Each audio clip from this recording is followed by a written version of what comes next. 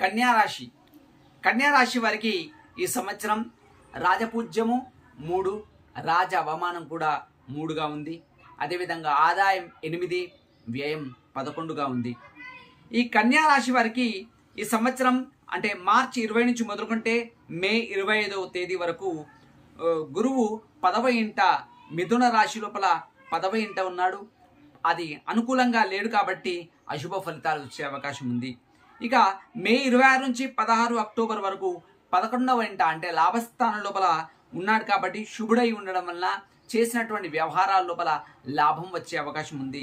ఇక 17/10/2026 నుంచి మొదలుకుంటే 14/2/2027 వరకు సింహరాశిలో 12వ స్థానం లోపల అంటే వ్యయస్థానం లోపల ఉన్నాడు. అనుకూలంగా లేడు కాబట్టి ఖర్చులు అధికంగా అయ్యే అవకాశం ఉంది.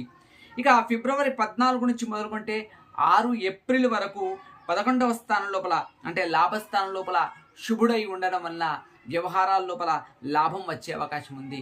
ఇక ఈ కన్యా రాశి వారికి ఈ సంవత్సరం పూర్తిగా మీనరాశి లోపల శని సంచారం ఉంది.